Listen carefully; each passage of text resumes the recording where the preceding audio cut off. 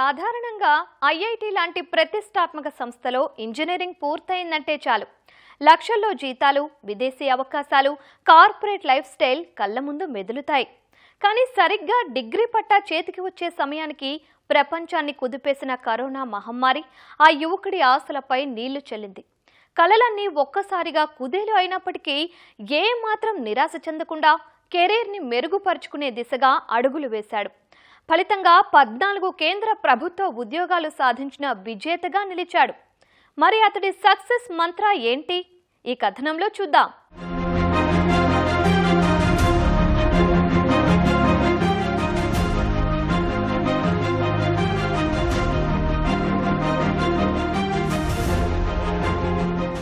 నిరంతర సాధన, అలుపెరగని పోరాటం చివరకు ఈ యువకుణ్ణి విజయ తీరాలకు చేర్చాయి. ఒక్క ప్రభుత్వ ఉద్యోగం సాధించడమే గగనంగా మారిన ఈ రోజుల్లో ఏకంగా 14 కేంద్ర ప్రభుత్వ ఉద్యోగాలు సాధించి రికార్డు స్థాయి విజయాన్ని తన ఖాతాలో వేసుకున్నాడు. ఓటమి ఎదురైనంత మాత్రాన ఆశలు వదులుకోకుండా కృషి చేస్తే సాధించలేనిది ఏదీ లేదని నిరూపించిన ఈ యువకుడి స్ఫూర్తిదాయక ప్రయాణం గురించి ఇప్పుడు తెలుసుకుందాం.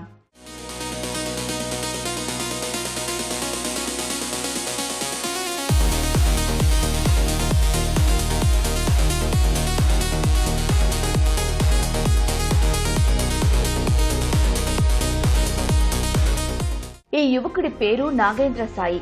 కడపకి చెందిన అశ్విని కుమార్ రాజరాజేశ్వరి దంపతుల కుమారుడు. చిన్నతనం నుంచి చదువులో చురుగ్గా ఉండటంతో వారు కూడా ఆ దిశగా ప్రోత్సహించారు. చదువు కాగానే సాఫ్ట్వేర్ ఉద్యోగాల కోసం ప్రయత్నించాడు. కానీ అప్పటికే కరోనాతో కంపెనీలు లే ఆఫ్స్, కొత్త నియామకాలు ఆగిపోవడంతో ఫలితం దక్కలేదు. అప్పుడే ప్రైవేటు రంగంలో ఉద్యోగ భద్రత తక్కువని గ్రహించి ఎలాగైనా ప్రభుత్వ కొలువు సాధించాలని ఇంటి నుంచే ప్రిపరేషన్ కొనసాగించాడు.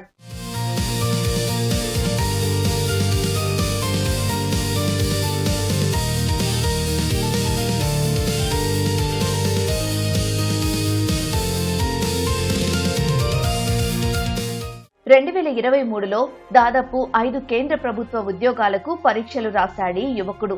కానీ ఒక్కటీ రాలేదు. ఇప్పుడున్న సన్నద్ధత సరిపోదని హైదరాబాద్ కు వెళ్లి 6 నెలల కోచింగ్ తీసుకున్నాడు. ఈ క్రమంలో ఎస్ఎస్సి, సిజిఎల్ పరీక్షలో కీ చూశాక మార్కులు బాగా రావడంతో ఉద్యోగం ఖాయమని అనుకున్నాడు. కానీ నార్మలైజేషన్ తో స్కోర్ తగ్గి ఆ జాబ్ మిస్ అయింది. అయినా నిరాశ చెందకుండా లోపాలను సరిదిద్దుకుని తిరిగి సన్నద్ధమయ్యాడు. ఏ సోర్సెస్ ఫాలో అవ్వాలి, ఏం ఫాలో అవ్వాలి, ఎస్ఎస్సి చేయాలా, బ్యాంకింగ్ కావాలా, రైల్వే, ఇవన్నీ నాకు ఐడియా లేదు. ఏదో ర్యాండమ్ గా చూసా, నెట్ లో చూసా, యూట్యూబ్ లో నుంచి అండ్ అడ్డా టెక్స్ట్ బుక్ లో కోర్సెస్ కొని ఏవో చేసా. సంథింగ్ 23లో ఏపీఎఫ్సి రాశాను, ఈపీఎఫ్ఓ, సిజిఎల్ రాసా, ఎంటీఎస్ రాసా, ఎన్టీపీసీ రాసా. ఒకటి కూడా క్వాలిఫై అవ్వలేదు. 24 జనవరి నుంచి హైదరాబాద్ లో ఎవరెస్ట్ కోచింగ్ పాయింట్ లో కోచింగ్ తీసుకున్నా. అక్కడ నుంచి నాకు నా లైఫ్ యూటర్న్ అని చెప్పాలి. 24 సిజిఎల్ మెయిన్స్ రాశాను. అక్కడ మంచి స్కోర్ వచ్చింది. But due to normalization score అనేది పడిపోయింది. మై రా స్కోర్ వాస్ 325. అంత స్కోర్ వచ్చింది. నేను అప్పుడు ప్రీవియస్ కట్ ఆఫ్ 280, 290 సంథింగ్ ఉంటుంది. నా స్కోర్ కి నేను వచ్చేసారి నేను ఇంటికి వెళ్ళిపోయా. బట్ చూస్తే రిజల్ట్ లో నా పేరు లేదు. నేను షాక్ అయిపోయా. ఎందుకంటే అందరికి చెప్పేసుకున్నా జాబ్ వచ్చేస్తుందని. ఏం చేయాలి, అందరికి చెప్పాలి మళ్ళీ జాబ్ రాలేదని. సో అప్పుడు డిసైడ్ అయ్యా, జాబ్ వచ్చే వరకు ఎవరికి తెలియకూడదు. Keep it private until it get permanent అని ఫిక్స్ అయిపోయా. మళ్ళీ 25లో మళ్ళీ వచ్చా ఎవరెస్ట్ కి. సేమ్ స్టడీ హాల్ తీసుకొని కోచింగ్ తీసుకుంటూ చదువుతూ ఉన్నాను. 2025లో విడుదల చేసిన కేంద్ర ప్రభుత్వ ఉద్యోగాలన్నింటికీ దరఖాస్తు చేశాడు యువకుడు. రోజు 12 నుంచి 14 గంటలు చదివేవాడు.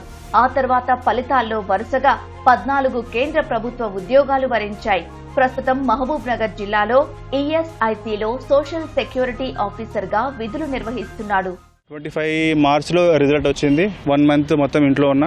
ఏప్రిల్లో మళ్ళీ రీస్టార్ట్ చేశా. చూస్తే అంతా మర్చిపోయా. మ్యాథ్స్, జిఎస్ ఎన్ని రివైజ్ చేస్తే మనకి అంత ఎక్కువ గుర్తు ఉంటుంది. స్క్రాచ్ నుంచి స్టార్ట్ చేసి డే 1 రొటీన్ వేసుకొని చదవడం స్టార్ట్ చేశా. నేను మిస్టేక్ ఏం చేశా అంటే 24లో ఒకటే ఎగ్జాంపుల్ వేసా, ఎస్ఎస్సి స్టాఫ్ సెలక్షన్ కమిషన్. ఆ మిస్టేక్ మళ్ళీ చేయకుండా ఉండడానికి ఈసారి 25లో ఆల్ సెంట్రల్ గవర్నమెంట్ నోటిఫికేషన్స్ ఏది పడినా అప్లై చేసుకుంటూ వచ్చా.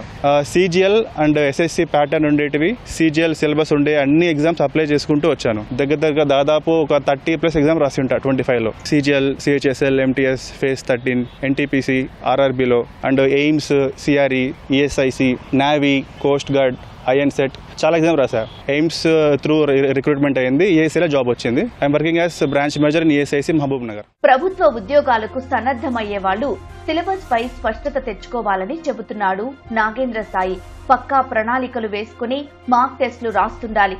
ఎక్కడ వెనుకబడ్డారో గ్రహించి ఎప్పటికప్పుడు నోట్స్ రాసుకుని తిరిగి రివిజన్ చేస్తే ఫలితాలు ఉంటాయని వివరిస్తున్నాడు. 30 lakhs మంది అప్లై చేస్తారు ఒక సీజీఎల్ ఎగ్జామ్ కి. అంత మందిలో పోస్ట్ ఉండేది 10,000 12,000. మీకు జాబ్ రావాలంటే మీరు ఎంత డిజర్వ్డ్ క్యాండిడేట్ అయి ఉండాలి, మీకు ఎంత పర్సివరెన్స్, ఎంత డిటర్మినేషన్ ఉండాలి. 1-2 attempts చేశాక మనం గివ్ అప్ చేయకూడదు. ఎందుకు రాదో చూద్దామని యాటిట్యూడ్ తో మనం వెళ్తూ ఉండాలి. నేను 2 years బ్యాక్ నేర్చుకున్న ఒక బిట్ నాకు సీజీఎల్ లో యూజ్ అయింది. అలా మనం హార్డ్ వర్క్ ఎప్పటికీ వేస్ట్ అవ్వదు. మనం కన్సిస్టెంట్ గా ప్రిపేర్ అవుతూ ఉండాలి.